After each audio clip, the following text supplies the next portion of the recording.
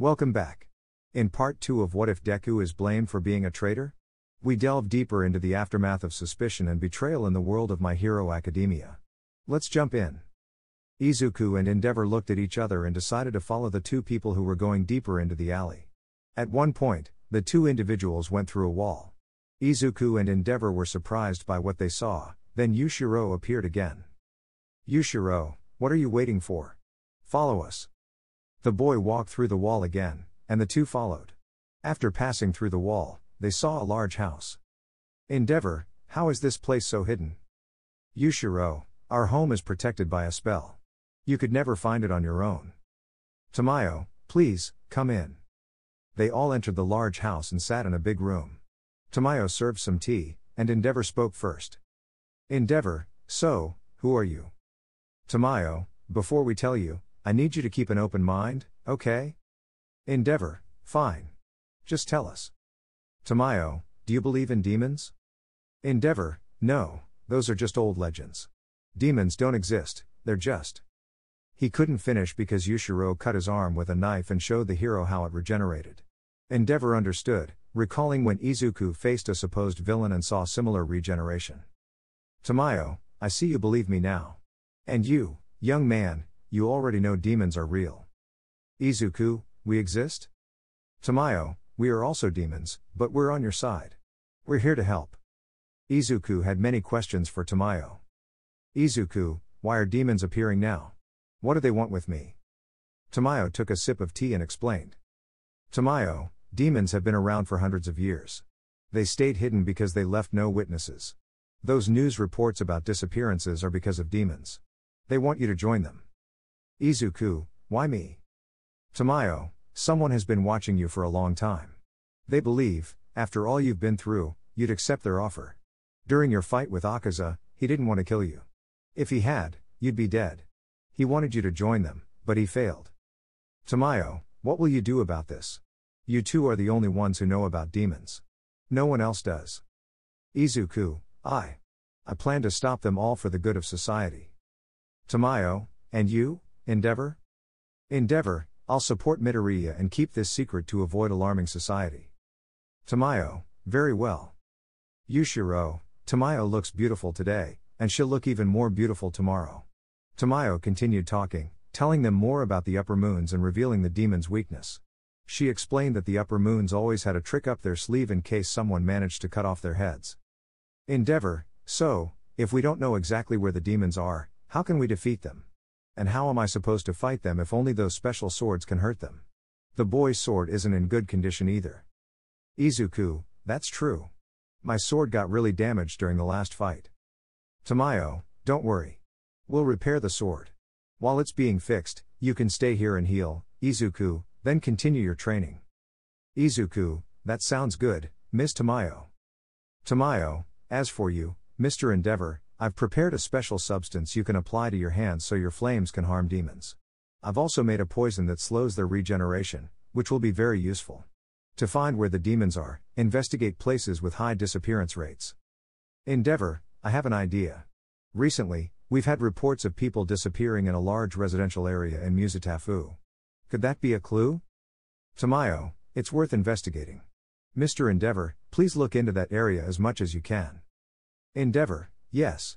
I'll return with solid information and be as discreet as possible. I'm leaving now. The professional hero left. Tamayo asked Izuku for his sword, showed him his room, gave him some medicine to heal faster, and left him to rest. Izuku felt strange, his life had taken a complete 180-degree turn. He decided to stop thinking and went to sleep, needing the rest.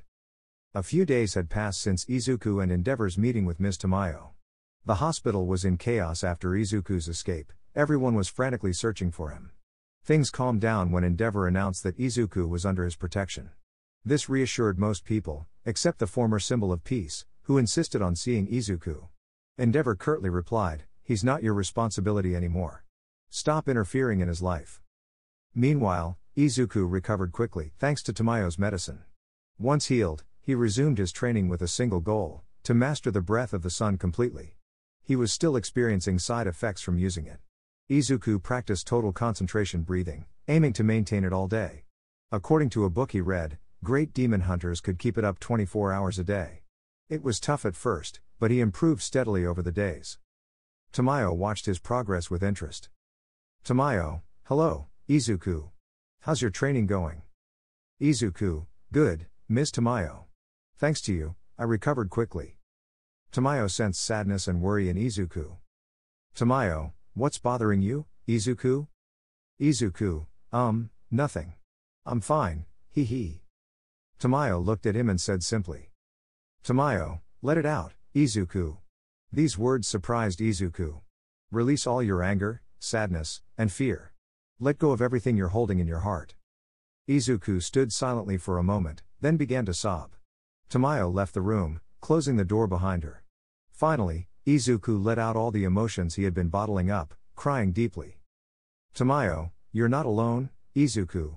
There are people who truly care about you, and will be here for you. Hours later, after Izuku had let out his emotions, Tamayo called him for dinner. They ate in silence until Izuku broke it with a question.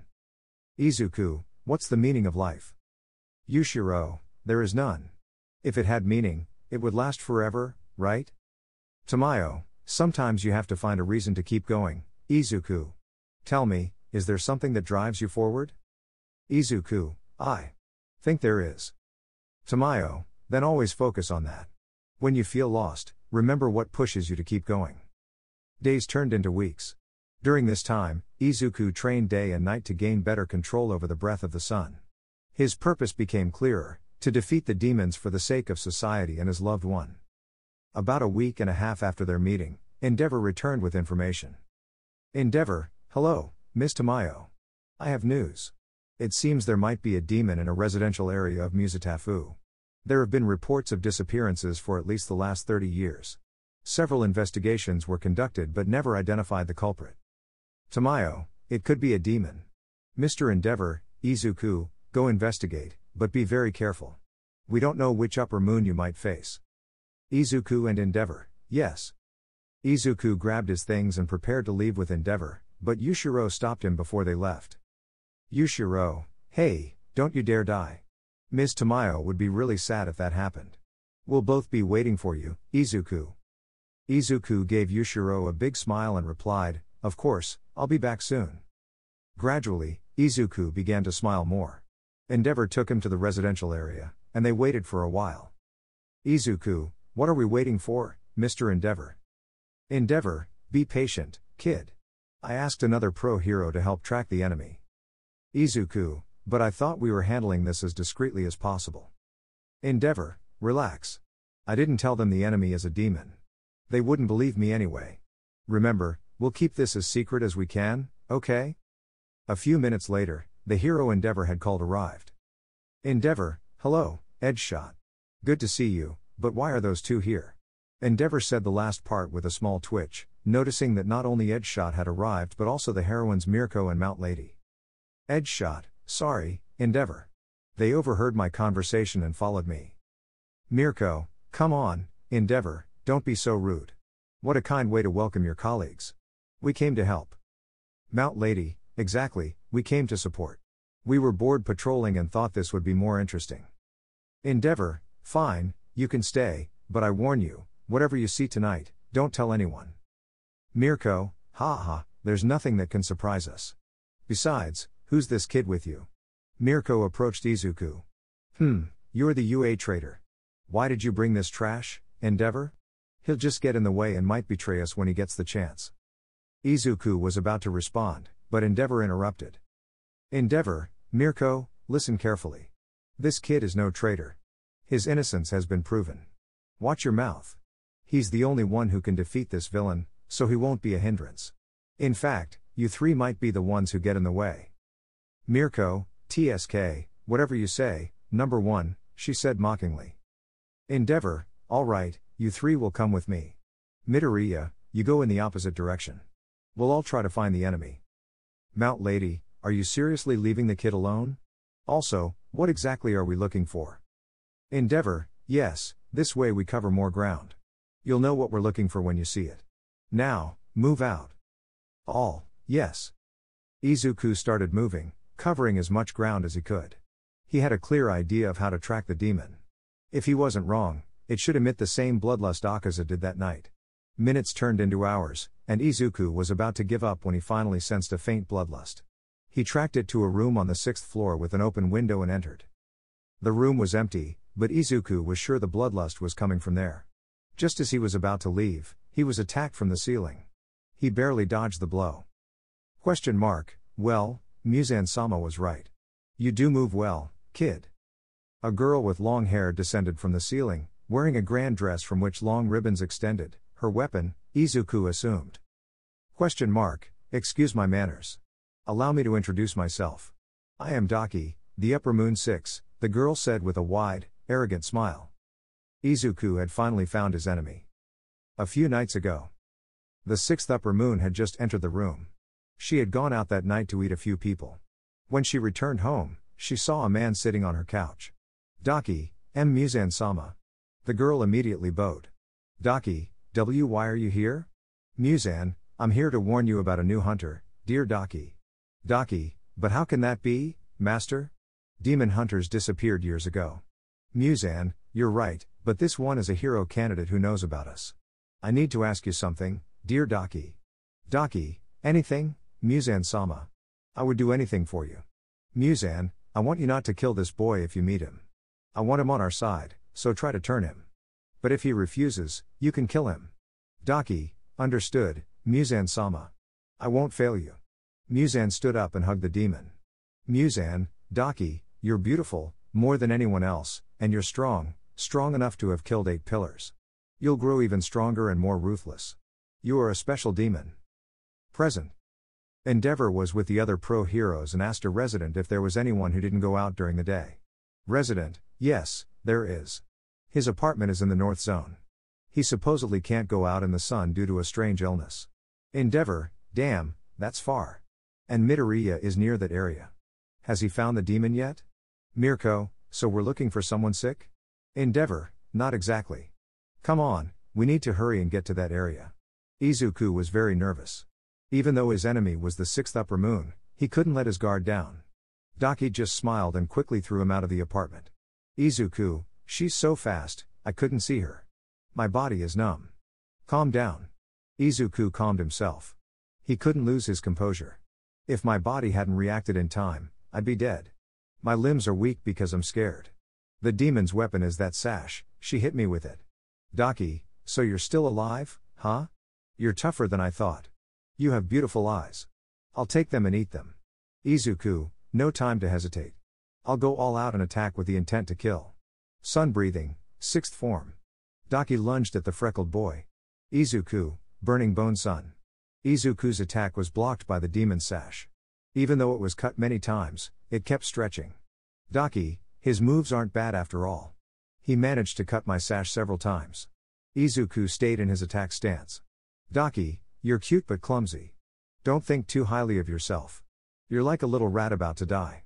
Minutes earlier. Meanwhile, the 4 pro heroes were nearing Izuku's location when Edge Shot suddenly stopped. Mount Lady, what are you doing? We need to move quickly. Edge Shot dropped to the ground and pressed his ear to the pavement. He heard a faint sound, the echo of a battle. He also noticed there was a cave beneath them. Edge Shot, Endeavor, there's a large cave below us. Please break the ground.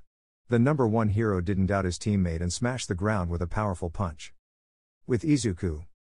Daki, what was that explosion? Are you here with company? How unpleasant.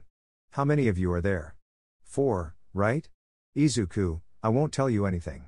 Daki, if you tell me the truth, I'll give you my blood and turn you into one of us. So, what do you say? Izuku, I refuse.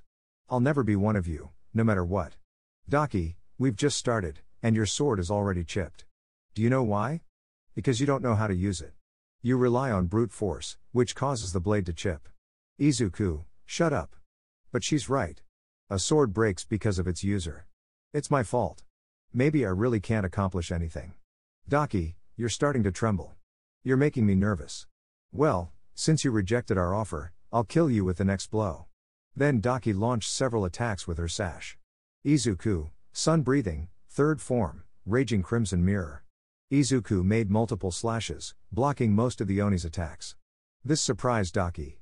Daki stopped her assault on the freckled boy. Izuku, I can't leave any openings. I must keep attacking. The green-haired boy lunged at Daki.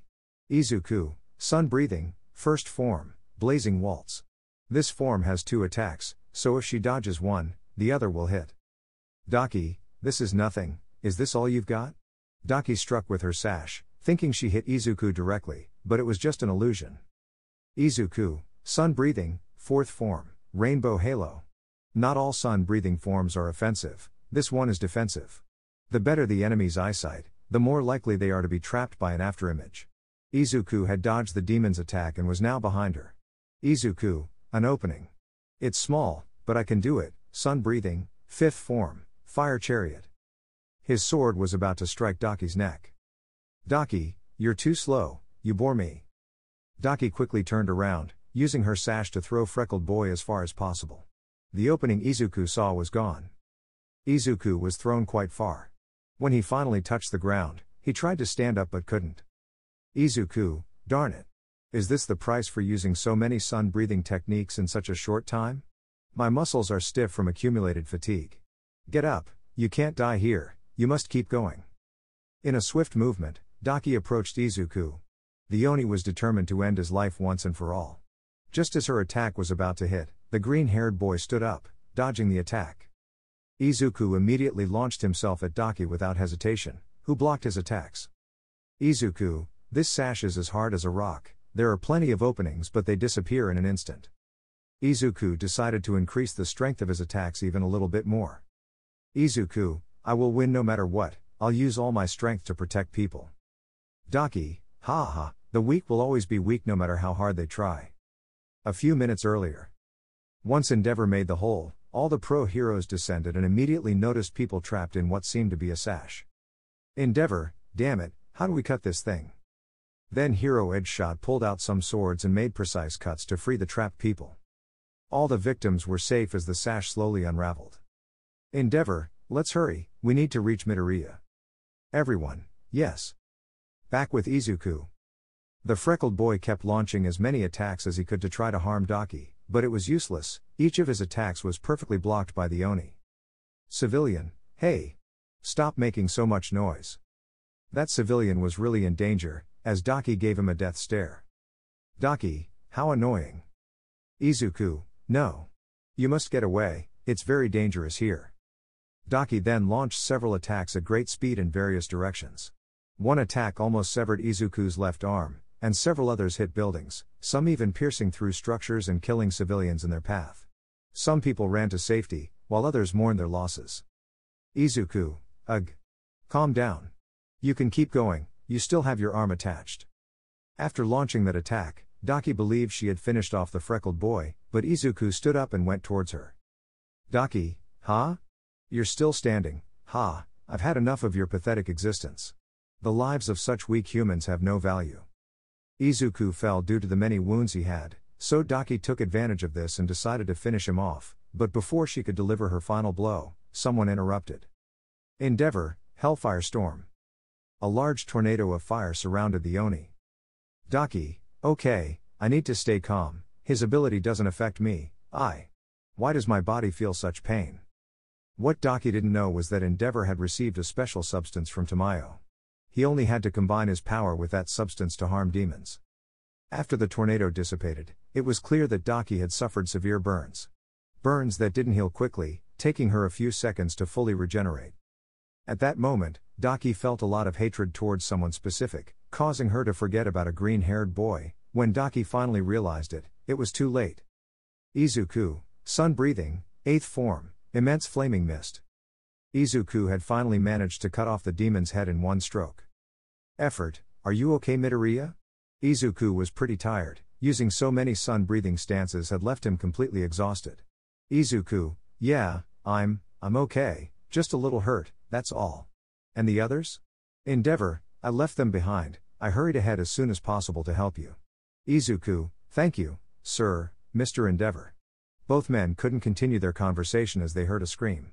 Daki, how dare you cut my head? You'll pay for this. Endeavor and Izuku were surprised that the Oni kept talking. Endeavor, what is this? According to what Tamayo once told me, when her head is cut off her body turns to ashes but she's not. Why? Could it be because her head is no longer her weak spot? Daki, die. Die. You're all going to die. Wow, my head was cut off. They cut it off. Help me, brother. The Oni's head kept screaming and crying at the same time. After shouting that last one, a strange being emerged from Daki's back. Izuku, seeing this, immediately moved to attack, but his attack was dodged in the blink of an eye, positioning himself as far away as possible. Crying won't help, at least put your head back on yourself. The new demon helped the girl put her head back on. Izuku, her head was cut off but she's still alive, and what the heck is that thing that came out of her back? Its speed is fearsome. The demon continued to comfort Daki, so Izuku took advantage of this and approached with the intention of killing, but only received many cuts on his body? Huh? Not bad, you managed to dodge my attack a little and I attacked with the intention of killing. Good job, bro. Go. Izuku was quite surprised by his enemy's great speed. Meanwhile, Endeavor didn't want to get in Izuku's way. The Oni then looked closely at Izuku. Good man, good face, good hair, good skin, good meat. I can't get any fatter myself. The only regret is that you're so small. I'm sure you're popular with the girls. The envy, could you just drop dead? I'll skin you alive and tear your organs right after. Daki, brother. He's not the only one, there are more heroes with him. That damn fire guy is one of them. Go kill him for burning me. I was working so hard and yet they interfered and abused me. Daki cried for the humiliation she had gone through. Yes. Unforgivable, my silly and lovely little sister was working so hard. I'll kill anyone who wants to bother her. It's time to begin. I'll make them spin and spin when they die because my name is Gyutaru. The demon finally introduced himself. And then Gyutaru began to move. He had thrown his weapons as if they were boomerangs, as they had a similar shape. His weapon is a scythe, one in each hand. Somehow Izuku and Endeavor dodged the attack. Izuku, he threw his scythes, they're spinning as they returned to him. Gyutaru, you're really a good kid, huh? Fighting for humans. Looking cool. Wow. I'm sure they'll drown you in love and gratitude. Izuku, you're mistaken. I doubt they'll adore me. Gyutaru, then why keep fighting? I don't understand. Demonic blood technique, splashing scythe. Several large dark cuts appeared in various directions. Izuku was too tired to dodge the attack, so he simply deflected them downwards. Gyutaru, what was that? He could avoid them. Gyutaru launched himself at Izuku, throwing several cuts that were countered by the green-haired boy. Izuku, these siblings. I cut off the sister's head and she didn't die. From here it's just a hypothesis, but what if they're connected? If I cut off both their heads, can I win? Daki was starting to finish recovering, so she could soon continue with the battle. Gyutaru, you're special from the moment you were born. You were chosen to have this talent. I'm just going to finish you off right now. Izuku didn't say anything but thought. Izuku, you're wrong, I'm not special. I was born without any talent or ability. I even born without a quirk, and when I got one I just kept breaking my bones every day. I'm really pathetic. Gyutaru suddenly became quite upset. Gyutaru, why? Why aren't you dead yet? My blood scythe is infused with deadly poison, but you haven't fallen dead yet, right? Truth.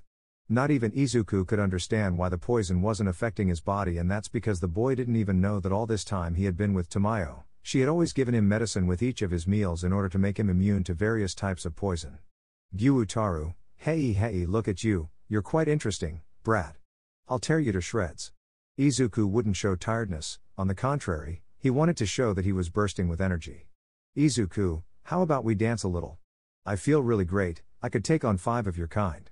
And then both subjects started launching attacks with the intention of killing. Daki wanted to join the fight but was interrupted by Endeavor, who was throwing small flames to keep her at bay. Daki, Izuku tried to position the demon siblings in the same direction, and while Daki was distracted, Izuku again launched an attack that was dodged by Gyutaru, but Daki had received it. Daki, you cut off my head again, damn, you'll pay for this. This sucks. This is crap. Why am I the only one whose head gets cut off? Wow, Gyutaru, hey, did you realize yet? Izuku, realize what? Gyutaru, it's too late for you to realize, you're dying slowly, the poison is taking effect little by little. You'll die a horrible way. Why? The Oni couldn't continue speaking because someone had attacked him. Yes, it was Georgina Mirko, who had thrown a great kick. The demon easily dodged it. Mirko, the cavalry has just arrived. Mount. Lady, we've come to support. Gyutaru, what? Who are they? Izuku watched as the two heroines arrived, but where was Edgeshot? He took a couple of seconds but finally showed up. Endeavor, finally, we're all here. Edgeshot, you and I will take care of the girl. Mirko, Mount Lady, you support Midoriya. Mirko launched herself at Gyutaru, who easily dodged her blows. Mirko, support this kid, you say? Good joke, but you better not get in the way, ha ha ha. Mount Lady, move aside, kid, you'd just be in our way. Mirko kept attacking, and Mount Lady took advantage of the distraction, wanting to become giant. Gyutaru quickly moved, positioning himself in front of the heroine, intending to kill her with a single blow, but Izuku swiftly moved and pushed Mount Lady aside. Mount Lady, did he just save me? Immediately after removing the heroine, Izuku blocked the demon's attack. Gyutaru, you three will perish here. Mirko, get out of the way, kid, you're annoying. Since Edgeshot and Endeavor weren't far from the others, Edgeshot decided to use the tool Endeavor had given him, hoping to attack both villains. A large wave of kunais flew toward both demons. Daki couldn't dodge them and took them head-on, and Gyutaru acted quickly. Gyutaru, demonic blood technique, unrestrained evil bows. Gyutaru managed to block the attack, but Izuku wasn't so lucky. The freckled boy had received some kunais in his body, but he kept on attacking the demon. Perhaps it was the adrenaline, but Izuku didn't feel any pain. Izuku, he created a dome with his blades to avoid the attack, but still. Gyutaru, wow, what's up with this kid? He throws himself at me without thinking. Izuku kept attacking the Oni even after receiving several kunais in his body. Gyutaru, the kunais only got you. I see, this kid has a will of steel, he doesn't back down even when injured. Gyutaru was about to hit Izuku in the face with his scythe, but the freckled boy ducked to avoid his attack, and once on the ground, he cut the Oni's feet. Suddenly, a kunai had hit Gyutaru. Gyutaru, what the hell? My legs don't regenerate. I knew these kunais are covered in something, possibly extracted from a mysterious flower. My body feels numb. Izuku sees this small opening he created to try to cut off the demon's head, but he was pushed aside by Mirko. Mirko, leave this to the professionals, kid. Unlike Mount Lady, Mirko didn't realize that she was only getting in Izuku's way and slowing him down. Mount Lady kept her distance and quickly realized that she would only be a hindrance, not even her quirk would be useful, she would just be an easier target to attack. Gyutaru, ha stupid, you ruined the chance that kid had to defeat me. The poison used by Tamayo could paralyze countless demons. Previously, it also served to limit the movement of the lower moons, not even Tamayo knew if it would work on the upper moons. Gyutaru concentrated all his energy to regenerate at least one leg. Izuku watched in despair as his chance to cut off the demon's head disappeared because of Mirko. Izuku, his leg, he could regenerate his leg, the poison didn't have much effect on him. Gyutaru, man, that poison was good, but not good enough. Demonic blood technique, spiral of death blades, splashing scythe. The demon launched several cuts that would hit Mirko directly. Before she received all that damage, Mirko was thrown. Izuku had kicked her so she wouldn't get hurt. Izuku, sun breathing, sixth form, bone melting sun. The green-haired boy created a large defensive fire vortex. Mirko tried to get back into the fight, but she realized that Endeavor's words were right, she was just getting in the way. Gyutaru, you move really well, kid, not only that but you're also aware of those around you, how nice, a hero. Meanwhile with Endeavor and Edgeshot. Both men continued to fight against the demon. For Edgeshot, the girl's fighting style was completely new, he had never seen anyone with such abilities. What was her quirk? Endeavor was getting more and more tired. He needed to cool down, and he also noticed that the demon was getting used to his attacks more and more. If he really wanted to defeat her, then he had to do something different. Endeavor, Edgeshot. Quick, give me your katanas. Edgeshot didn't ask why he wanted them, he simply handed them to the number one hero. Endeavor melted both katanas in his fire so that Edgeshot could harm Daki. Endeavor, take this. Edgeshot, if we want to win, you have to cut off her head. Understood? Edgeshot, you're asking me to kill her? A hero isn't supposed to do that, Endeavor. Our duty is to capture her and... But he couldn't finish speaking because Endeavor interrupted him. Endeavor, just do as I say, if you don't cut off her head, we will all die here, I'll explain everything later. Edgeshot then decided to go all out against his enemy. Meanwhile, with Izuku and the other heroines. Izuku leapt hoping to cut off the Oni's head, but just before his sword could hit Gyutaru's neck, he stopped it with his scythe. Gyutaru, Kid. You don't stand a chance of cutting off my head. Izuku, darn it, my sword won't move. Gyutaru was about to use another technique but was stopped by Edgeshot, who had arrived with the green-haired boy. Izuku, Mr. Edgeshot, what are you doing here? Edgeshot, Endeavor sent me. Mount Lady, Mirko, and I will take care of this guy. Midoriya, you go with Endeavor and finish off that woman. Izuku obeyed and went to find Endeavor. Gyutaru, ha ha ha, stupid. Stupid heroes. None of you can defeat me. Izuku went to Endeavor. He could see him facing Daki. The Oni was launching several attacks with her sash. Endeavor dodged and attacked at the same time, but he was already tired, reaching his limit. Daki didn't notice Izuku's presence, which he took advantage of and approached Daki from behind with the intention of cutting off her head. Izuku's sword had hit the demon's neck. Izuku, sun breathing, third form, crimson sunburst. The freckled boy made a great cut which managed to cut off Daki's head. Once again having cut off Daki's head, Izuku remembered his theory, so now they had to keep her head away from her body while they tried to cut off her brother's head. Endeavor, Midoriya. Throw the head to me, I'll get it as far away as I can. Izuku complied and threw Daki's head to Endeavor. Daki, you damn pig. Let me go. Endeavor was moving away from the scene when suddenly he received a blow that cut him across his back, causing the number one hero to collapse. Izuku was surprised. What was Gyutaru doing there? Weren't the other heroes supposed to stop him? Looking back, Izuku saw all the heroes lying on the ground with serious wounds. But it wasn't the injuries that had taken them down, it was the poison from the Demon Brothers' weapons. Izuku stood frozen, shocked. This was seized upon by Daki, who, after reattaching her head to her body, delivered a powerful blow to Izuku with her sash. The attack knocked Izuku down. He lay on the ground with numerous wounds, including a cut on his forehead. Gyutaru, wow. You're still alive? You sure are a lucky guy. Well, it seems luck is the only thing on your side, how sad. Unlike you, the others are now useless. To the fire guy, I made a big cut on his back. He'll bleed out before the poison gets him.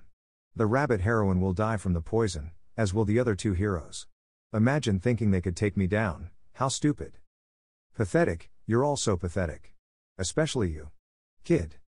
Izuku couldn't understand why the demon kept talking to him. Why didn't he just finish him off? Gyutaru, tell me, kid, does it frustrate you to be so weak? Gyutaru then crouched down and took one of Izuku's hands, breaking each finger one by one. Izuku felt intense pain from this. Gyutaru, hey old man, do you feel that? You're alive, pathetic, and alone. What will you do now? You're such a pathetic human. Come on. Cut off my head. Here. Now. Gyutaru mocked Izuku's situation.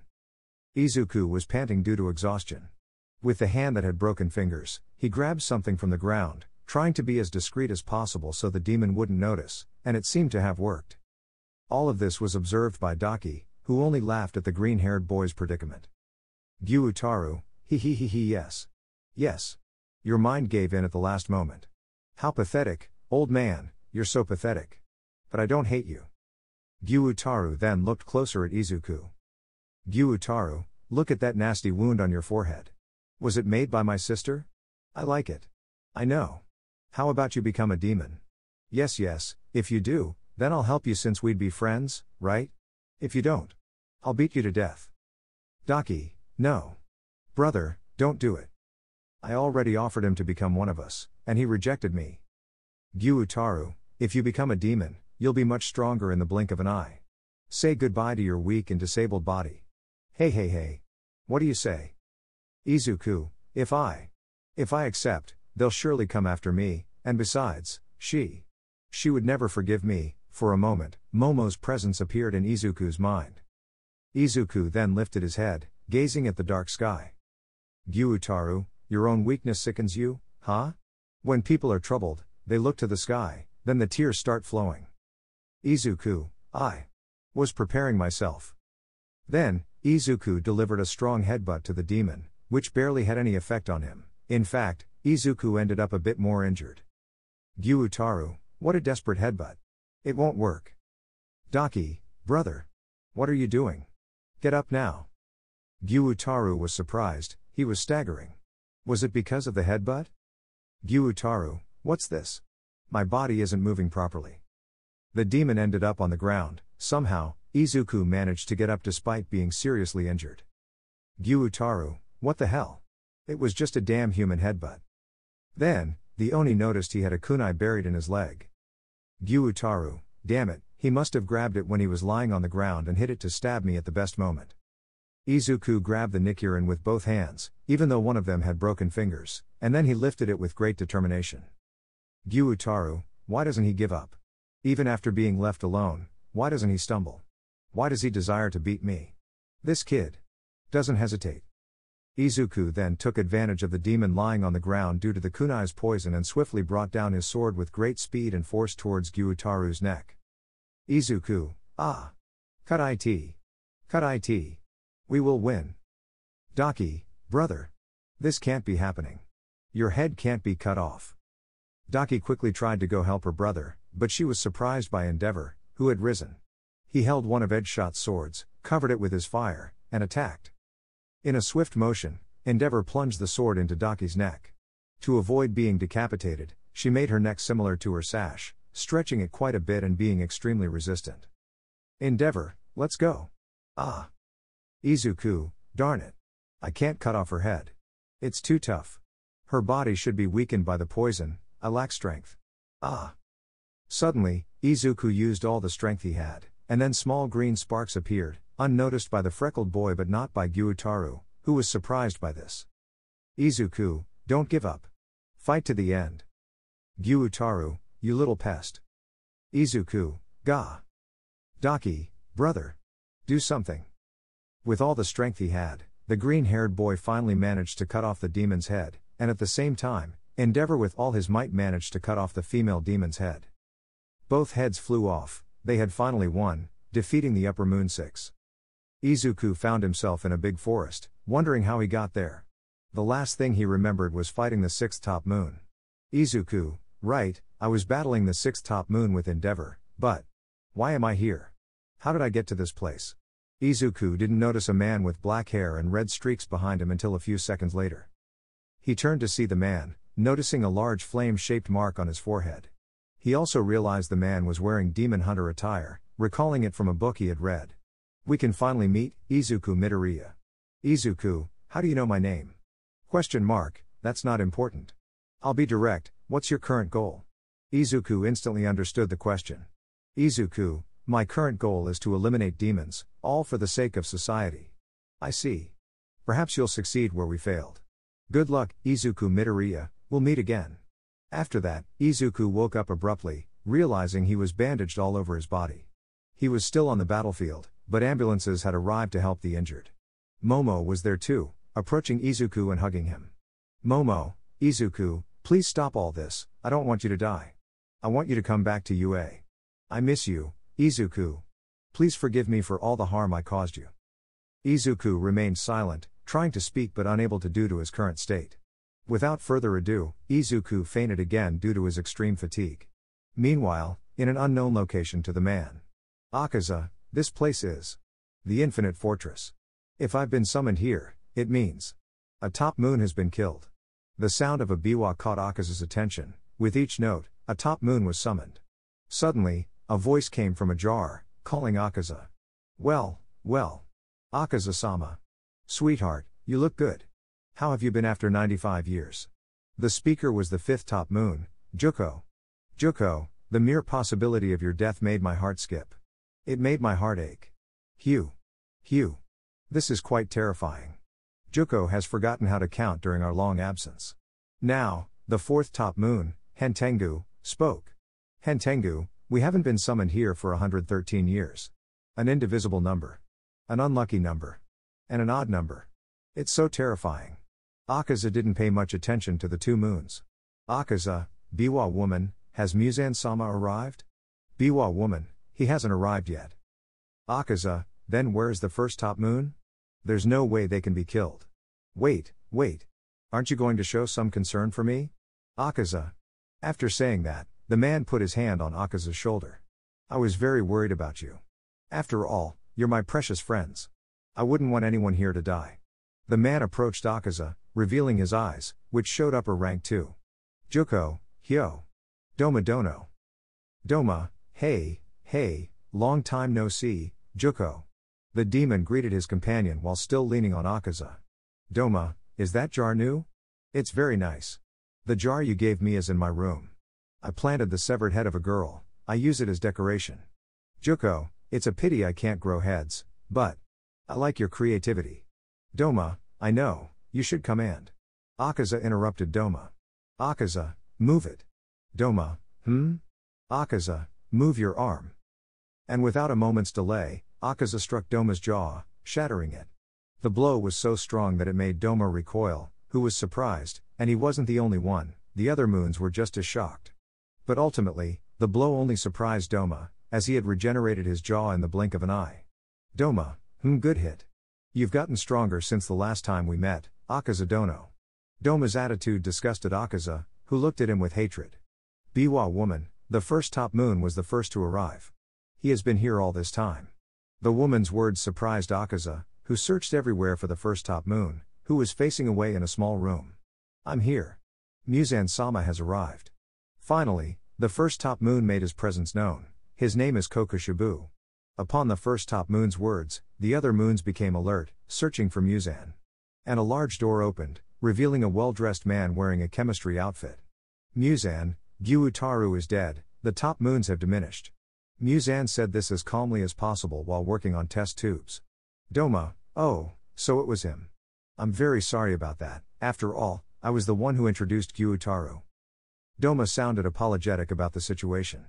Doma, how can I make it up? Do you want to pluck out my eyeballs or? Doma tried to remedy his mistake. Muzan, I don't need your eyeballs. I knew Gyutaru would lose. As I expected, Daki was holding him back. Gyutaru would have won if he had been the only one fighting from the beginning, he could have poisoned them from the start. Well, it doesn't matter now. After saying that, Muzan clenched his fist in anger. Muzan, pathetic. He still had too much humanity, so he lost, but that's okay too. I don't expect anything from any of you. Doma kept a good attitude and spoke. Doma, have we ever met your expectations, Muzan-sama? Muzan, you haven't recruited the boy I told you about, and what about the blue spider lily? With each word from Muzan, his anger grew. Muzan, why haven't you found him after so many years? Honestly, I don't know why you exist. These words surprised the top moons, who kept their heads down in apology. Hentengu, eek. Please forgive us. Please. Please. Akaza still kept his head down without saying anything. Kokushibu, I have nothing to say. It's very difficult to find information about the blue spider lily. Doma, and I'm not very good at being a detective. I'm sorry. But still, Muzan-sama, thanks to our hard work, we managed to exterminate the demon hunters. Muzan, so what if you did? Now a new hunter has appeared, I thought he would accept our offer to become a demon, but I realize it doesn't matter, he's not destined for such greatness. From today, my orders will change. We let him live once, and what did he do? He killed one of our own. If we let him live again, it will be entirely our fault. You have permission to kill him, I no longer care if he joins us. At this new order, all the moons nodded in acceptance. Doma, Lord Muzan-sama, if it's not too much trouble, may I ask, is that boy strong enough to kill the rest of us? Muzan, not entirely, the brat still lacks talent. What worries me is that there was a hero capable of harming Daki and Gyutaru. Hentengu, but that's impossible, heroes' powers aren't capable of harming us no matter how strong they are. This is scary. Muzan, yes. You're right. But if he was able to harm them, it means one thing. The top moons looked at each other, showing that they might know who it was. Muzan, yes. It's all the work of that cursed woman. Tamayo. If she's helping the pathetic heroes, it means we have a small problem. I also want you to get me her head. Understood? All the top moons, yes. Juko, Muzan-sama. I have an idea. Juko, unaware, had been decapitated, his head was instantly in Muzan's hand. Muzan, well, what are you waiting for? Tell me. I'm at the peak of my disgust because it's been 113 years since a top moon died. Don't get me excited and tell me your idea. Juko, oh of course, Muzan-sama, how about we put the hunter in a difficult situation? I mean, we attack the stupid hero school, then we'll put him in a pretty compromising situation. After hearing that, Muzan dropped Juko's head. Muzan, Juko, I admit it's a good idea. Go with Hentengu to that stupid hero academy, and I want you to kill as many humans as you can. Maybe we've been too unnoticed these past years, it's time to show this world who is superior. After saying that, Muzan left the place, leaving only the top moons.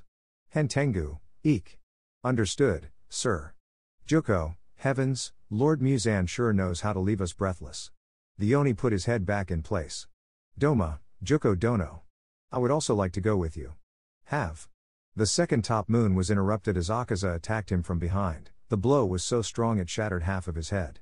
Akaza, did Muzan-sama give you orders? Know your damn place. Although Akaza had hit Doma, something was wrong. Akaza himself noticed that someone had cut off his hand, surprising the Oni. All of this was observed by Hentengu, who was quite fearful of the situation with the top moons. Kokushibu, Akaza. You've gone too far. Akaza remained serious in the face of the first top moon's words. Doma, it's okay. It's okay. Kokushibu dono, I have no problem with what he did. The second top moon spoke as he regenerated the missing part of his face. Kokushibu remained in the shadows, making it impossible to see the Oni's face. Kokushibu, I'm not saying this for your benefit. I'm concerned that Akaza is not only disrupting our hierarchy, but also creating cracks in our entire subordinate relationship. Doma, oh, so that's what it's about. Kokushibu, Akaza. If it truly bothers you, you should request a blood battle to exchange ranks with Doma. Doma, but it's pointless, Kokushibu dono. Even if he requested a blood battle, he couldn't defeat me. Besides, I became a demon after him. I achieved success before him, so he must feel quite angry, you understand, kid. And I intentionally didn't dodge him because it's our way of getting along. Akaza still maintained a serious attitude but was emanating some anger. Kokushibu, superior beings must give leeway to those who are inferior. Akaza. Do you understand what I'm saying? Kokushibu approached Akaza, finally revealing his face. He had 6 eyes and 2 large marks on his face. Akaza, I understand. Someday, I will kill you. Kokushibu, I understand. Good luck with that. After saying that, the first top moon had left the place. Doma, goodbye, Kokushibu. Heavens, I don't think he wanted to talk to us from the start. Don't let what Kokushibu said affect you, Akaza dono. Akaza didn't pay attention to his companion and preferred to leave the place. The 5th and 4th top moons did the same, heading towards their mission. Doma, hey. Biwa girl. What about me and Biwa woman, I refuse. Doma was surprised by the Oni's attitude, and without realizing it, he had returned home. Doma, everyone's so cold. I wonder what that new hunter will be like. Izuku Midoriya woke up in the hospital. He opened his eyes and realized where he was.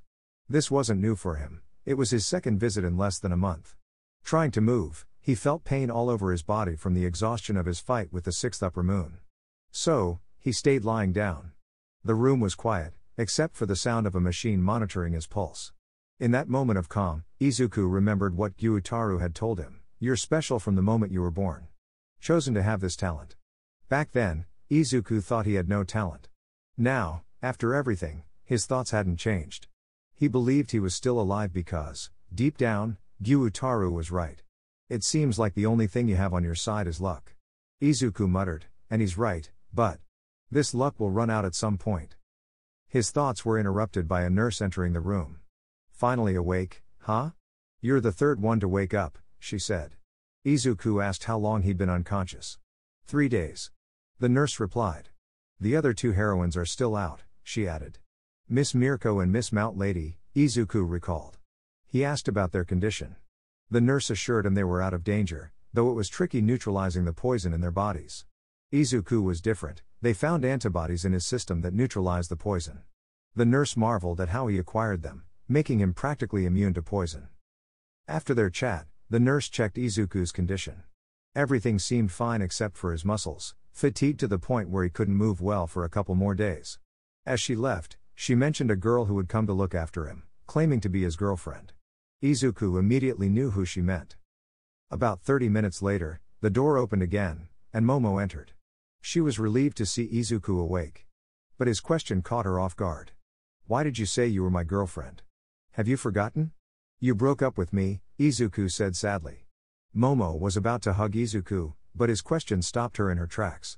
She only intertwined their hands and looked down in shame. Momo, I remember what I said that day. But it wasn't something I really wanted to do, Izuku. I know you might not believe me, but I love you. I love how you look at me. I love how you are with me. I love your presence. I could go on and never finish. Izuku, tell me. Do you no longer want anything with me? If your answer is no, I'll understand. Izuku signaled for Momo to come closer, and hesitantly, she did. Once they were near, Izuku held Momo's hands, kissed them gently, and kept holding them. Izuku, Momo. I want you to understand that it's not easy to forget everything that happened. It still hurts what everyone did to me, what you did. Momo's expression remained sad at Izuku's words, tears threatening to spill from her eyes. Izuku, I still love you. There hasn't been a day when I've stopped. I just ask for time, okay? Momo, I'll wait for you for as long as it takes. Izuku. Izuku gave Momo a small smile in response, making her feel more at ease. After that, Momo stayed with Izuku for several hours, taking care of him. They talked about trivial things and even laughed occasionally. For a moment, Izuku forgot about the existence of demons. As visiting hours approached, Momo asked Izuku something. Momo, Izuku, can you tell me who that guy was you fought that night on the train? Izuku was surprised by Momo's question. Izuku, why do you ask about that, Momo? Though he seemed calm, there was a hint of distress in Izuku. Momo, he seemed to know you. If you don't want to talk about it, it's okay. Despite appearing calm, Izuku was worried about the current situation with the demons. He believed it was a war he would have to deal with alone, but he wanted to tell Momo about them, both to keep her safe and to keep her informed. Izuku decided to tell her about their existence. If he wanted to trust Momo again, it meant having no secrets from her. Izuku, Momo, the truth is. And then Izuku proceeded to tell Momo everything he knew about the demons. When he finished, a heavy silence filled the room. Momo, why you? Finally, Momo spoke. She sat with her head down, pressing her hands together. Izuku, Momo. Momo didn't let Izuku continue. She abruptly stood up and walked over to him, grabbing his shirt and pulling his face towards hers. Momo, listen to me, Izuku. Forget about that stupid war with the demons. Do you want to die? Don't you realize all the wounds you've gotten in 2 fights? God, Izuku, you almost died that night when the train derailed. If you keep going down this path, I will hate you, Izuku Midoriya. Izuku was taken aback by Momo's sudden outburst. He had never seen her like this before. She would get annoyed with him sometimes over trivial things, but he had never seen her so upset before. Izuku, Momo. If I told you all this, it wasn't for your approval. There are few of us who know about the existence of these beings. I'll keep moving forward, for the people in this society, for all those hunters who fell in battle, for you, Momo. I want to protect you. To keep you safe. And if I achieve that, even if you hate me, it's okay. I can live with that. Without wasting a second, Momo slapped Izuku. The slap was strong enough to make the green-haired boy look away, quite surprised by her action. Momo, idiot. I don't want you to die. What I want is for you to come back. To be with me. That's what I want.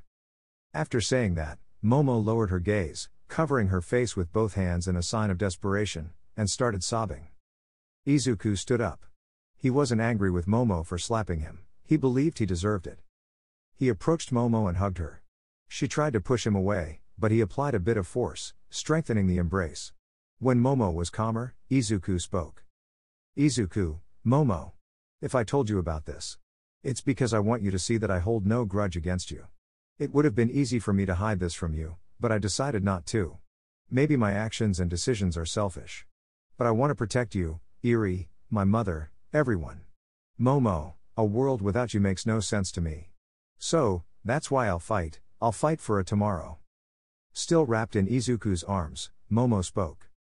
Momo, promise me that when all this demon business is over, we'll leave together. Okay? Izuku, I'd go to the ends of the earth with you. And after saying that, the two young lovers deepened their love in a beautiful kiss. Days passed in the hospital for Izuku. This time, he couldn't escape because security had increased. Endeavor visited Izuku and told him about the situation. The higher-ups wanted to know what happened that night. Endeavor said it was just a confrontation with villains. The police wanted to know where they were. Endeavor said they escaped, but they shouldn't worry because they wouldn't return. Hawks had many questions, so Endeavor trusted him and told him everything about the demons. Hawks would support them. Endeavor also mentioned that he was investigating more cases of mysterious disappearances but hadn't found anything concrete yet. He informed Izuku that Mrs. Tamayo was also investigating and asked Izuku to visit her when he could. Izuku focused on improving his health in the following days. He couldn't waste any more time. More people came to see Izuku as days went by. Some of his classmates visited, feeling uncomfortable about how they had treated him before. The guilt increased as Izuku treated them as if nothing had happened. One day, Izuku's mother, Iri, and Kota visited. Inko Midoriya noticed the tension in the room. She took care of Izuku, fed him, and tried to talk. Izuku replied politely, but his mother felt guilty. Iri and Kota tried to play with Izuku, who joined in, but they sensed his obligation. Inko asked the children to leave for a moment. When they were gone, Inko apologized to Izuku, expressing pride in him and regret for her previous words. Izuku reassured her, expressing his love. Inko cried, and Izuku comforted her. They talked and Inko expressed her desire to restore their relationship.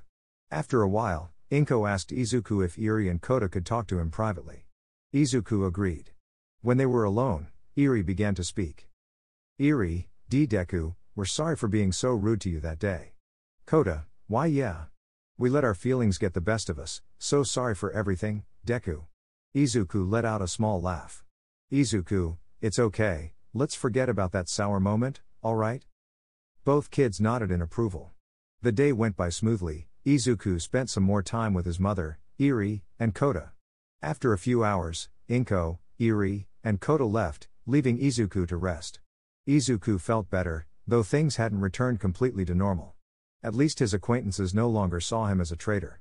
The green-haired boy was ready to sleep when someone abruptly entered his hospital room. It was none other than the heroines Mirko and Mount Lady. Mirko, how are you holding up, kid? Izuku, Miss Mirko, Miss Mount Lady, when did you wake up? Mount Lady, we regained consciousness 2 days ago. Izuku, I'm glad you're both okay. Mirko, listen to us, kid. Endeavor clarified everything for us, and we've both decided to continue supporting you in any way we can. Also, both women stood in front of Izuku's bed and bowed as a sign of apology. Both women had apologized to Izuku. Izuku, please, there's no need to apologize. Mount Lady, it's necessary. We were both cruel to you, judging you without even knowing you, and yet you saved us. Mirko, without you, we'd both be dead now. Izuku was surprised by the situation. He never thought two people older than him would end up apologizing to him. Izuku, it was nothing. I would do it again. I would save you both as many times as necessary. Miss Mirko. Miss Mount Lady. Let's do our best to defeat the demons. Both women gave a resounding yes. After that, both women left the room. Izuku prepared to sleep after his brief chat with the heroines. He was quite tired. Throughout the apologies he received that day, Izuku could perceive how genuinely sorry those people were. They wanted his forgiveness, but what none of them knew was that Izuku Midoriya had never held a grudge against anyone. The words they used had hurt him deeply, but deep down, he didn't hate anyone. Perhaps Izuku Midoriya could never hate someone who had been his friend. And with that, Izuku finally managed to drift off to sleep. After a few days, Izuku finally left the hospital. He went back home with his mom. Things with his mom were getting better, though sometimes Izuku thought she was overdoing it. Since he returned, she hadn't stopped pampering him. After spending some time with his mom, Izuku left home to see Miss Tamayo. When he arrived at their hideout, Yushiro welcomed him. Yushiro, Midoriya, I'm glad you're okay. Come in, Miss Tamayo is waiting for you. Izuku, it's good to see you too, Yushiro. Yushiro showed Izuku where Miss Tamayo was. Once there, Yushiro served them tea and left them alone to talk. Tamayo, Izuku, it's great to see you again. We were worried about you. Izuku, I'm sorry for making you worry, Miss Tamayo. Tamayo, no need to apologize. Anyway, Izuku, there's something I need to ask you. It's about Muzan. Izuku tensed up at the mention of that name. Izuku, what is it? Tamayo, Izuku. I know your current goal is to defeat the demons, and that obviously includes Muzan. I'll be straightforward with you. You can't defeat Muzan. Izuku, then how can I stop him? Tamayo, Izuku, you couldn't even beat him by cutting off his head. Muzan has lived for hundreds of years, He has reached a point where he has no weaknesses. Muzan's neck is no longer his weak spot. This revelation surprised Izuku. Izuku, then what should I do? How can I defeat someone like him? Tamayo, there's only one way, and that's exposing him to sunlight. But it won't be easy. Muzan has been near death at least twice. On those occasions, he faced skilled hunters, but he always finds a way to escape. And after escaping, he spends the following years in hiding, waiting for those hunters who tried to kill him to die. Izuku felt a bit tense after hearing all this. Izuku, is it even possible for me to hold him off until sunrise? If more talented people than me couldn't do it, why would I succeed? He felt demotivated. Tamayo, Izuku, I believe you will succeed. And what I'm asking you to do is to support you in defeating Muzan. I need you to collect blood from upper moons. I need at least 2 samples from different demons. Can you do it? The task Tamayo gave Izuku wasn't easy. Izuku, why yes. I'll do it. Miss Tamayo. I won't let you down. Tamayo, okay, I'm glad to hear that. One more thing. Izuku, have you heard of the limiter? Izuku, limiter? I've never heard of that. Tamayo, the limiter is basically all the limits you have when you're born. Every living being is given a limiter at birth. If a person gains more power than their limiter can handle, there's a risk of being destroyed by their own power or the risk of becoming a being without control. And without conscience. Basically, you'd become a monster. Izuku continued to listen attentively to Tamayo. Izuku, monster? Miss Tamayo. Before you continue, I think it's important that I tell you something. And so, Izuku told Tamayo everything about himself, how he was born without any quirk, how he got one from All Might but he took it away. Tamayo, I see. Still, Izuku, I believe you can break your limiter. Although to break it, you must pay a price. It varies for each person. So I don't know what price you should pay. Izuku, but Miss Tamayo, according to what you're telling me, there are already people who have broken their limits and those are the heroes. Tamayo, you're mistaken, those beings were born with the necessary potential to be that powerful. They are prodigies among ordinary people, born with great potential and eventually filled that space with power. But they have never gone beyond their limits. Izuku continued to pay close attention to Tamayo. Tamayo, but you, Izuku, as you told me, were born as an ordinary person, you have lived most of your life as an ordinary being. You, Izuku, with effort, can open the doors of the limiter and eventually break it. Izuku, but how could I break my limiter? Tamayo, I know you've undergone great training. You've overstrained your body but you haven't even shown a desire to break your limiter. Perhaps you need to see yourself in a difficult situation. You must be close to death. Meanwhile, in the UA dormitories, some of the students from Class A were in the main hall of the dormitories. They were talking about unimportant things. Momo was pensive, the last conversation she had with Izuku had left her like that. Jiro, everything okay, Momo? Momo, why yes. Why do you ask? Jiro, you seem very thoughtful, you've been like that since you saw Midoriya in the hospital. Did something happen with him? Momo, no. Nothing bad. On the contrary. We're trying again. But I'm a little worried about him. Jiro, why? Momo wanted to tell Jiro everything about the demons but she promised Izuku she would keep it a secret. Momo, personal stuff, friend. Jiro didn't insist further although she knew there was something her friend was hiding. Momo looked out the window of the room, where the sun was setting more and more. Until it was impossible to see it. Finally, night had arrived. Momo, Izuku. How are you? I wish I could see you. Momo was pulled out of her thoughts by a scream from her friend Mina. Everyone in the room rushed to help their friend. Mina, what's that? Mina pointed towards the ceiling. There stood Hentengu, the 4th upper moon. Bakugo, how the hell did this guy get in? Why didn't the alarms go off? Does his quirk allow him to hide his presence? The most shocking part of this situation was the Oni's incredible ability to conceal his presence. If it weren't for Mina, they would never have known.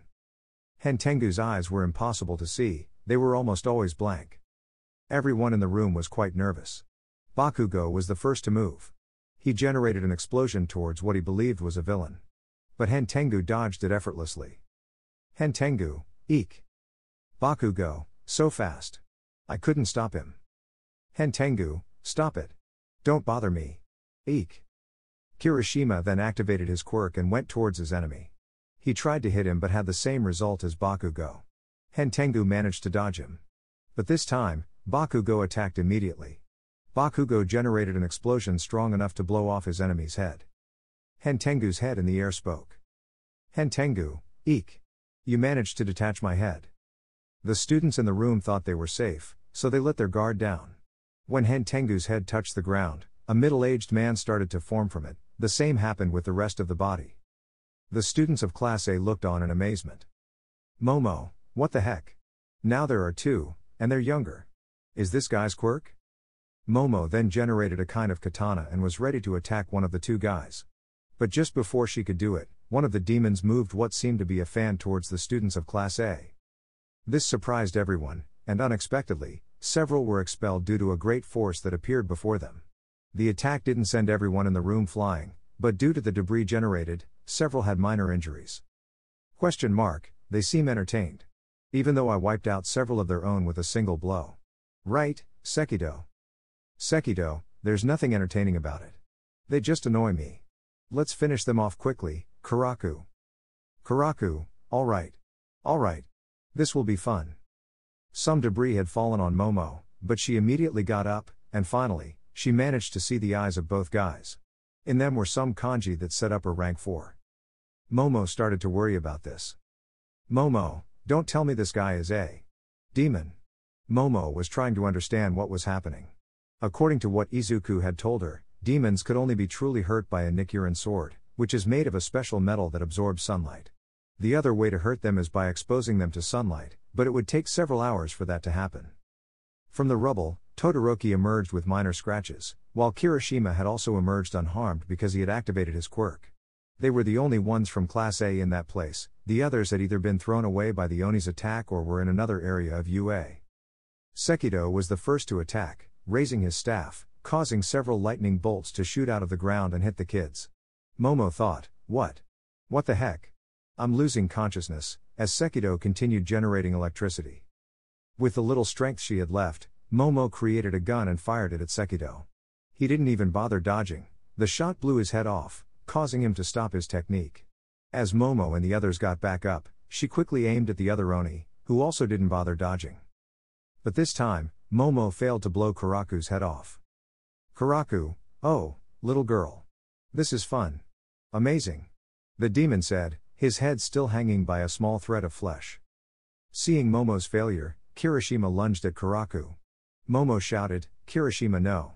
Your hits won't affect him. Kirishima tackled Karaku with such force that the hanging head detached from the body due to Kirishima's strength. Momo tried to analyze the situation. Thoughts raced in her head, why don't they dodge our attacks? What's their special ability? Then she remembered when Bakugo decapitated Hentengu, and two new, younger, stronger demons emerged. Would the same happen if they were cut again? Quickly, the severed parts of the two demons regenerated, creating new demons. Momo thought, darn. Now there are 4. What fast regeneration. But they must have a weak point. She tried to attack the demons, but one of the new Oni grabbed her foot and took off, flying away from the area. Yurogi, ha ha ha, how delightful. I can finally have some fun. Momo realized, this one can fly. So they all have different abilities. Seeing Momo being taken away, Todoroki tried to help her. Momo said, Todoroki, don't worry about me, go help Kirishima. As she looked for Kirishima, she was shocked by what she saw. Eizetsu, your weakness is pathetic, the demon said as he stabbed a spear into Kirishima. Kirishima couldn't understand how the villain had easily broken through his armor. Momo screamed, Kirishima. Todoroki, hurry, go help him. Yurogi taunted, do you really think you have time to worry about others? Then the demon seemed about to attack Momo. She tried to defend herself but couldn't even move a muscle because the demon who had grabbed her foot had unleashed a loud sonic scream at her. The sound waves were so intense that they made Momo bleed from her nose and ears. With all her strength, Momo cut off Yurogi's foot, causing him to start falling straight to the ground. Yurogi laughed, ha ha ha, that was good. This is definitely delightful. As Momo fell, she collided with some trees. Then she had an idea. She could reduce the impact of the fall by slowing down with the branches, and it worked. Though the branches softened the fall, Momo was still injured due to the demon's attack. Momo thought, I must get up. Everyone is in danger. Darn. My body is too weak, and I can't hear anything. She turned her head and saw a small head emerging from the harpy-like foot of the demon, ready to attack her like Yurogi had. Momo quickly cut off that head in two. Momo thought, darn. I cut it again. And now? But this time, only two small creatures formed, both generating powerful sound waves that hit Momo directly. Momo realized, I'm starting to understand. Their attack power decreases. They don't get stronger as they divide. I tried not to pay much attention to the kanji symbols on their tongues, but I seem to see an emotion written in each one, so the first four are the strongest. Finally, Momo began to understand the demon's technique. If I cut them more, they should be weaker. She thought. Momo then cut both small pieces in front of her again, causing them to vanish. But before a second passed, Yurogi was with Momo. The demon had positioned himself on her back, but she quickly noticed his presence. Momo immediately turned around and saw Yurogi opening his mouth, ready to attack again, but this time, Momo managed to dodge the attack. Momo thought, we can hold out until dawn. But I must reunite with Todoroki and Kirishima. As she tried to orient herself, Yurogi attacked her, launching towards her and cutting part of her shoulder with his harpy claws. Yurogi taunted, do you like my claws? They're fast and sharp. They're so powerful they could even cut diamonds. Now tremble in fear. I'll leave you unrecognizable. Momo didn't move, she remained in the same position. Then she created a large machete and threw it at the Oni, cutting Yurogi's head in two, right up to the tongue. Without wasting a second, Momo lunged at the Oni, but it regenerated quickly and tried to execute another sonic attack. However, Momo quickly cut off the demon's head again, up to the tongue. Meanwhile, with Kirishima and Todoroki. Todoroki tried to take Karaku's weapon, but he resisted and even mocked the boy. Karaku taunted, "Aw, how cute. Do you think you can take away my weapon?" Sekido intervened, "Just finish him and tear him apart, he's starting to annoy me." Karaku snapped back, "Shut up. This brat is mine. You and Eizetsu can go to hell." Eizetsu decided to join the conversation. Eizetsu said, "I'll take care of him." He still had his spear stuck in Kirishima. Eizetsu continued, "But I can't pull it out."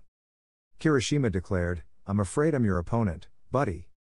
Kirishima held onto the villain's spear with one hand, preventing him from pulling it out, and hurled a piece of rubble with the other. The force was so great that it left Eizetsu's head hanging from his neck. Sekido shouted, "What do you think you're doing, Eizetsu? You guys really annoy me. Idiots." Eizetsu applied more force to his spear. Kirishima thought, "Darn. He's trying to pull it out." And indeed, Eizetsu used enough force to cause a small cut downwards on Kirishima's torso, making him spit out some blood. After that attack, Eizetsu regenerated his neck, putting his head back in place. Eizetsu said, "It's pathetic that you didn't die instantly. I aimed for your vital points to make you die quickly. But because I left my spear in your body, you didn't die, huh? But now you can die peaceful, what?" Kirishima was still alive and stood up without any trouble. Kirishima said, "Impressed? My quirk allows me to be an almost perfect shield, but you still managed to hurt me. Maybe not gravely, but my body definitely felt the damage." Sekido yelled, "Eizetsu. In that case, cut his damn head off." Eizetsu replied, I know, don't order me around. This place makes me feel melancholic." Eizetsu aimed the tip of his spear at Kirishima's neck, but Kirishima quickly moved, dodging the attack and positioning himself behind the villain, ready to strike. Kirishima declared, "At this point, I don't care about using my quirk without permission. If my life is in danger, I will fight with everything I have to survive and keep my friends alive." Before Kirishima's fist could hit Eizetsu, it was stopped by Sekido, who generated lightning that struck Kirishima directly. Kirishima thought, "That damn staff." Then he threw a piece of rubble at Sekido, which injured him slightly but caused the Oni to stop using his technique. Sekido thought, "What's wrong with him? Why won't he die? I wasn't lying about him being a damn shield, huh?" While Kirishima was momentarily distracted, Eizetsu took advantage and struck him in the abdomen with his spear. Meanwhile, Karaku said, "Aw, looks like they're having fun. Ha ha ha. You, on the other hand, bore me already, kid." He directed those words at Todoroki, who received a punch in the stomach, courtesy of the villain he thought he was dealing with. Karaku continued, "Sekido. After I get him off me, skewer him with your staff and then shock him until he can't move." Sekido replied, "That's what I was planning to do from the beginning." Ugh. The blow caused Todoroki to spit out some blood, but then the bicolor generated ice on the wrist holding the weapon, tore it off, and then engulfed the villain in flames. All of this surprised Kuraku. Sekido shouted, "What do you think you're doing, you idiot?" Todoroki then used the demon's weapon against him. If his theory was correct, it would have the same effect it had on them. Todoroki swung the blade up and down towards Kuraku, causing a strong gust of wind to appear and blow the villain away. Todoroki attempted the same with Sekido, but he was faster. He stabbed Todoroki in the shoulder with his staff and started generating electric shocks. Momo kept facing off against Yurogi, with the demon dominating much of the fight. It had even managed to lightly cut one of Momo's cheeks. Momo, AGH. He's getting faster. I need to get back to the guys right away. The dorms should be in that direction, but what should I do? If I can't beat him here? No. It could only make things worse. What do I do? What do I do? Don't panic. Izuku. What would you do? Meanwhile, with Izuku, he continued chatting with Miss Tamayo about various things when he decided to take a sip of his tea. Suddenly, before he could drink, the cup cracked, breaking apart. Tamayo, are you okay, Izuku? Izuku had a bad feeling, and for some strange reason, Momo came to his mind. Izuku, Momo. Back with Kirishima and Todoroki, Kirishima stood still, stuttering. Azetsu, your body really is resilient. Kirishima, haha, thanks for the compliment. Remember this. My name is Eijiro Kirishima, and it's the name of the guy who'll finish you off here and now. Meanwhile, with Momo, the raven-haired girl had finally found the dorms, so she thought she could use her opponent's flying ability to get to her teammates faster and support them. Momo created a hook that embedded into the Oni's tongue, causing her and Yurogi to take flight. Momo, I knew it. It's very light. I can do this. Momo then tried to steer Yurogi towards the dorms, succeeding in the attempt. Once she had returned to where Kirishima and Todoroki were, she quickly searched for them but noticed that Todoroki had one of their staffs piercing through him, causing several electrical shocks in his body. Momo, stop. Sekido, damn it, first Kuraku and now Yurogi. What the hell do they think they're doing? This all irritates me. The Oni said as he generated another staff from his hand towards Momo. Before the staff hit Momo, she used one of Yurogi's harpy legs to stop it. Sekido, Yurogi's leg. My lightning can't pass through anything that contains my cells. This brat is a good strategist. She knows how to fight. Momo, it'll be useless to cut off his head. But his tongue. I'll go for his tongue. Momo quickly cut the Oni's tongue in half, then approached Todoroki. Momo, if I can cut his tongue, his regeneration will slow down a bit more. Momo thought as she tried to hold the staff with the demon's leg that was piercing Todoroki. Momo managed to pull it out, but then she realized the Oni was going to attack her. Sekido's staff hit her neck, but it didn't go through because Todoroki had freed himself from the electrical shocks, stopping the blow headed towards the raven-haired girl. Todoroki, after stopping the attack, ignited Sekido in flames. Sekido, Gua! What a nuisance ability. Momo, maybe Todoroki's fire doesn't really hurt them, but at least it makes them retreat. Momo felt someone approaching them, so she looked up and saw the silhouette of someone. It was Kuraku, who, despite being expelled by his own weapon, returned to the battlefield. Kuraku, by a demon. That looks fun. Let me play too. Before Kuraku reached the ground, he used his technique in the air on Todoroki and Momo, who felt a great pressure on their bodies, so much pressure that it made them fall to the ground. Todoroki, damn. Too much pressure. My body is being crushed. After a few seconds, the technique had faded but had left both young people unconscious on the ground. Meanwhile, with Izuku, the freckled boy tried not to dwell too much on what had just happened but felt that something was wrong. And he was right because the hero Endeavor had arrived unexpectedly, bursting into the room where Izuku and Tamayo were. Yushiro, hey! At least have the decency to knock. Imbecile. Endeavor, Midoriya. It's UA. It's under attack by demons. Without asking anything, Izuku grabbed his Nichiren and headed to UA. Izuku, hurry. Hurry. Everyone at UA is in danger. Meanwhile, at UA, the alarms had been activated in the institution. Several teachers, including Aizawa, Midnight, and others, tried to protect the students but could not fully control the situation, as there were several large creatures, resembling fish but able to be on land. These creatures had already managed to kill some students, even killing some from Class B like Kosei Tsuburaba, whose quirk was not of much help, or Togaru Kamakiri, who trusted too much in his quirk, underestimating his enemy. Aizawa had given permission for the students to use their quirks. All the students from Class A, except Todoroki, Kirishima, and Momo, were supporting the teachers, as was Class B. These creatures were putting a lot of pressure on both the aspiring heroes and the professionals. Even Bakugo was starting to feel tired because it seemed like his attacks were not affecting the villains. Aizawa didn't know what to do because they were surrounded by these creatures, and soon everyone would get tired, as their endurance has a limit. Aizawa, don't let your guard down or break formation. If we keep this up, we can win. Aizawa noticed that one of the creatures had Principal Nezu in its mouth, about to devour him. He tried to go help, but one of those creatures stood in his way, blocking his path. Aizawa was about to attack the creature, but Izuku finally arrived, swiftly applying several slashes with his sword to defeat the creature with relative ease.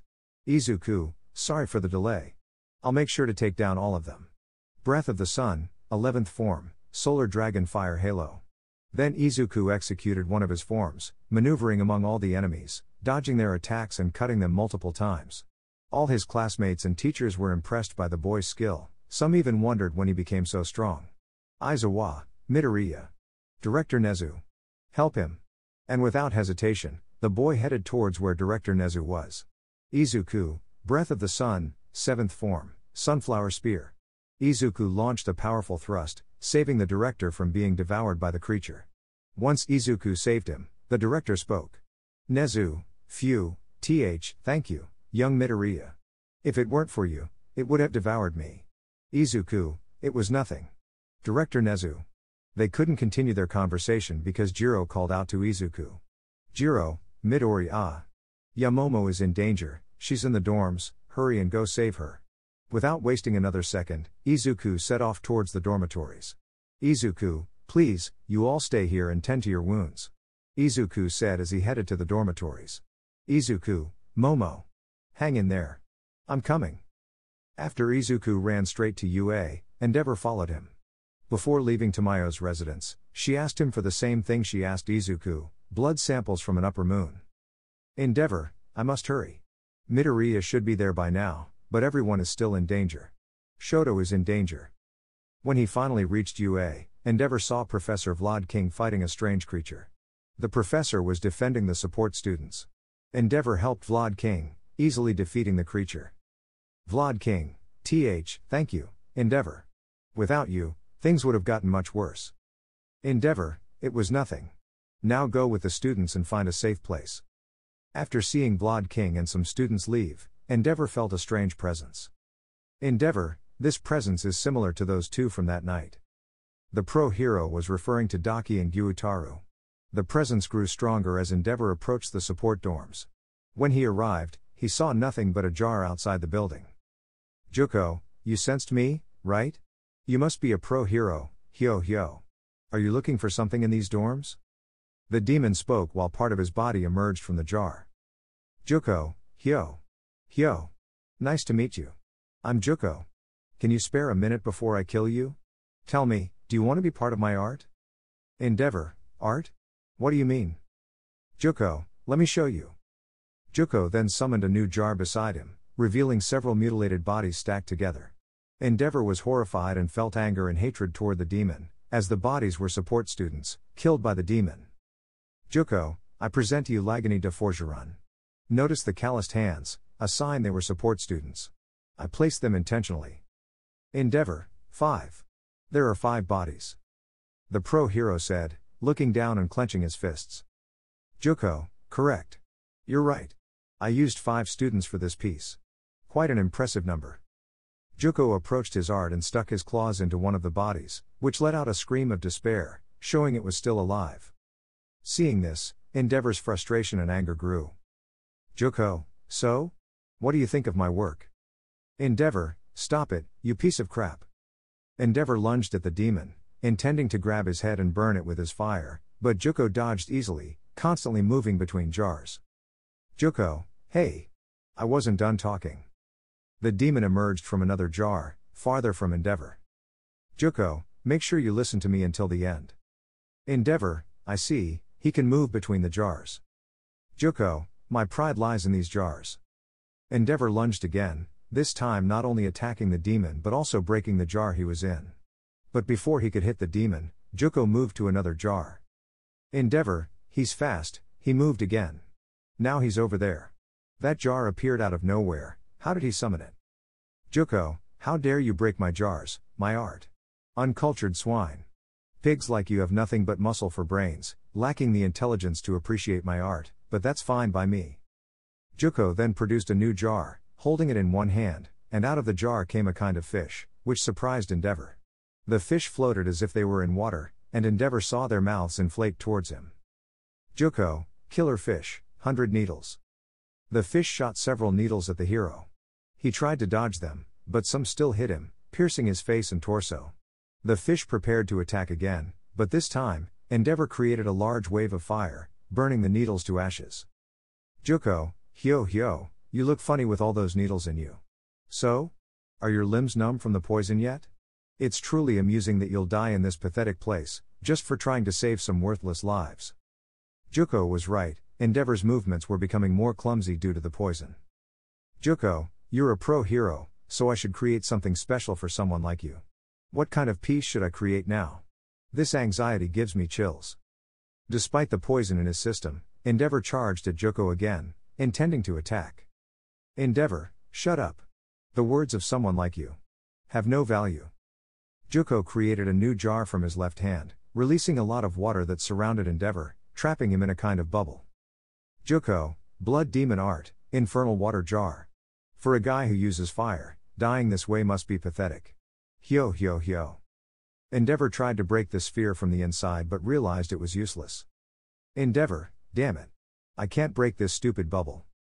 Juko, I've neutralized your greatest tool, hero. Your fire. Just imagining the agony you'll suffer fills me with ecstasy. Hyo. Don't worry, your death will be slow and painful. Hyo. Destroying this pathetic school will deal a huge blow to society. Endeavor, I'm trying to manifest my flames in the water, but I can't. Is it because of the poison? Is this water special? Endeavor kept trying to escape the bubble, but it was in vain. Endeavor, it's over. I can't get out of here. Am I, the number one hero, going to die here? As Endeavor mentally gave up, he thought of his family, feeling remorse for everything he had done to them. His dream was always to see his family happy. Endeavor once imagined his family gathered at a big dinner, everyone laughing and joking, but he wasn't there. In Endeavor's vision of his family's happiness, he wasn't included. Endeavor, Rei, Fuyumi, Natsuo, Shoto, Toya. I'm sorry. Momo slowly regained consciousness. When she opened her eyes, she realized she was being carried by Kirishima along with Todoroki. Momo, what happened? Sekido, stop running away, you rats. Kirishima dodged his opponent's attacks as best as he could, but it was tough since he was carrying Momo and Todoroki. One of Sekido's lightning bolts hit them, knocking them down. Momo, that's right. The demon with the fan knocked us out. Kirishima has been protecting us all this time. After Sekido's attack wore off, Yurogi charged at them. Momo quickly created a long spear and made a vertical slash, which the Oni dodged. Momo's move allowed the three to hide in the dormitories. Sekido, damn it. You're all too slow. Karaku. Bring down the building. Karaku, ha, that was my plan all along. The Oni started swinging his blade at the building, causing it to collapse within seconds. Seeing the building start to fall, Kirishima threw Momo and Todoroki out just as it collapsed, leaving him buried under rubble. His quirk minimized the damage. Momo and Todoroki quickly got up and rushed to help their friend. Yurogi, ha, what a beautiful scene, now you little rats have nowhere to hide ha. Momo and Todoroki tried to remove the debris from Kirishima. Todoroki, Kirishima. Hang on, we won't leave you. As they continued to help their friend, they didn't notice the demons approaching, ready to kill them. Momo felt a sudden bloodlust and realized it was the end for them, but then Izuku Midoriya arrived on the battlefield. Seeing him, the three felt relieved because help had arrived. Izuku, don't worry. I'll protect you. I must meet their expectations. I can't fail them Yurogi. Well, it looks like the last hunter has finally arrived. It's a pleasure to meet you, but I'm afraid you've come to die. Yurogi lunged at Izuku while his fellow demons watched. Sekido, so it was true. Lord Muzan was right. It's a shame we have to kill him. As Izuku saw the demon approaching, he waited until it was close enough and used one of his techniques. Izuku, sun-breathing 11th form, solar halo dragon.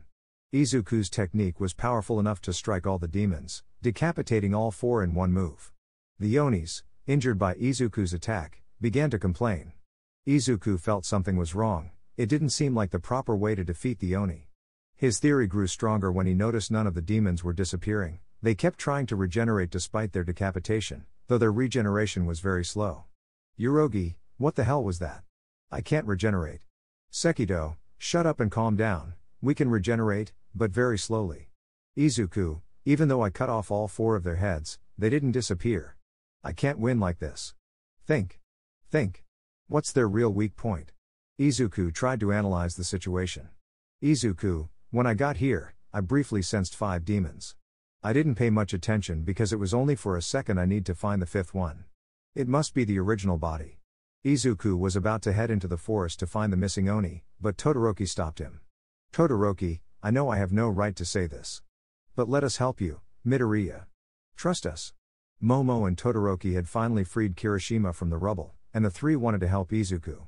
Izuku smiled slightly. Izuku, yes. Thank you. Momo, quick, the guy with the anger kanji is almost fully regenerated. They all entered the forest. Izuku, quick. We need to find him. Izuku sharpened his senses and soon felt the presence of the 5th demon again. Hentengu was hiding in the forest. Hentengu, I'll be fine. They won't find me. Emotions will defeat the bad guys. Izuku, there. The green-haired boy pointed towards some trees, and they all headed in that direction. But they were stopped by Kuraku, who swung his blade, sending several trees flying but missing the future heroes, who clung to whatever they could. Izuku saw Sekido preparing to launch his technique at him. Kirishima was about to stop him, but before he could, Eizetsu impaled him with his spear, thwarting Kirishima's attack. Kirishima had bought enough time for Izuku to attack Sekido, cutting off his hand. Sekido, this kid. Did he get faster? No. According to the information Lord Muzan gave us, this kid has exceptional reflexes, adapting to the battle. I see. In the most critical moments. He's capable of explosive strength. The other demons tried to attack Izuku, but he countered their techniques immediately. Kirishima, still impaled, grabbed Eizetsu's head with one hand and punched it with the other, causing it to explode from the force. Izuku charged at Kuraku, but before he could touch him, Kuraku used his technique, slamming Izuku to the ground. Kuraku prepared to kill Izuku, raising his arm, but before he could strike, Momo cut it off by throwing an axe. Todoroki tried to burn their opponents, but it only slowed them down. Momo stayed to fight Kuraku while Izuku searched for the original demon body. After a few minutes, Izuku noticed the Oni next to him, but it was very small. Hentengu, realizing Izuku had spotted him, started to run, infuriating Izuku. Izuku, he's so small, could this be the original body? Izuku began chasing Hentengu, but his small size made it difficult to keep up. Suddenly, Izuku caught up to the demon and tried to cut his neck, but despite his size, he was very strong. Izuku, darn. His neck. It's too tough, like trying to cut a rock. Feeling the blade on his neck, Hentengu screamed in pain. Hentengu, ah! Hentengu writhed in pain, and in one of his many movements, he managed to break Izuku's sword. Izuku, impossible, he broke the Nichiren. Izuku stood still, trying to make sense of what happened, not noticing that Eizetsu was right behind him, about to use one of his techniques. Eizetsu, stab of the weeping rain. Several strikes were aimed at Izuku, but nothing happened because Kirishima stepped in front of him, shielding him from the attack. Kirishima was severely injured, and his armor began to crack completely. Kirishima, Izuku. Don't give up. We believe in you. Izuku looked at Kirishima with a face full of anguish and sadness, but he understood his words perfectly. He couldn't fail them, so he got up and went after the original body again. Once Izuku found the demon again, he slashed at its neck, this time using his breathing technique, finally starting to cut through the Oni's neck. Hentengu, ah! Hentengu screamed in pain, so loudly that it hurt Izuku's ears. Izuku, my ears. But I can do this. I can cut his neck. Izuku's sword was halfway through the Oni's neck, but he couldn't keep applying force. He felt something behind him. Izuku, what is this feeling? Behind. Something's behind me. But this sensation is different from the other demons.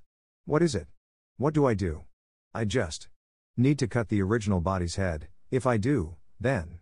Izuku tried to apply more force to his cut, but the neck was too tough, making it difficult for him to sever it. Todoroki, Midoriya. Move. Todoroki wanted to burn the demon behind Izuku, but doing so could also hurt Izuku. The kids were in a tough spot. Todoroki decided to move with his ice to rescue Izuku, which he managed to do. He rescued him just in time, as the demon behind Izuku had started playing one of the drums on his back, creating a massive wooden dragon. Todoroki tried to cover it in ice, but it only allowed them to get away since the wooden dragon easily broke the ice. Zohakuten, spite. Rivalry. Nothing but hatred. For those who bathe in pure evil. The new Oni, while speaking, enclosed Hentengu with some tree branches. Izuku, now there's a sixth one.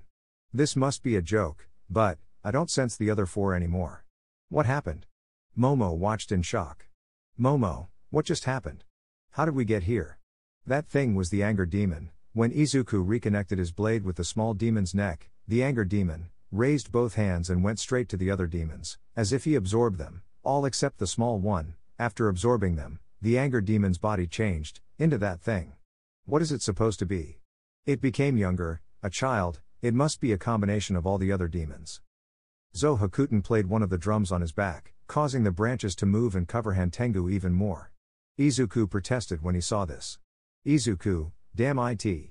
The body is being surrounded. Wait. Izuku tried to charge at the Oni to stop him, but the Oni gave him a look of hatred, causing Izuku to stop dead in his tracks. Izuku's face reflected fear. Izuku, the pressure of his aura is so strong that I can feel pain in my heart.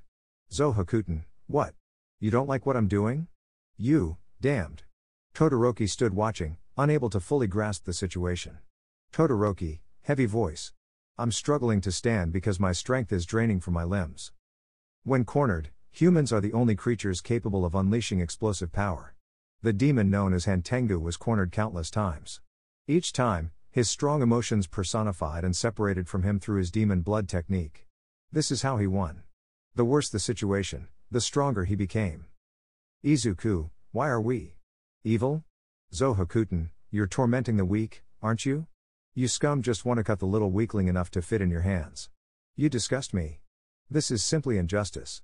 Only a savage would do that. Izuku, weakling? Exactly, who are you talking about? Don't say that. You reek of blood. You've eaten hundreds of people. Maybe more. And what did they do to you? Did you arbitrarily take their lives as payment? Stop playing the victim after killing hundreds of people. You have a sick mentality. Damn demon. I'll cut your head off right here and now.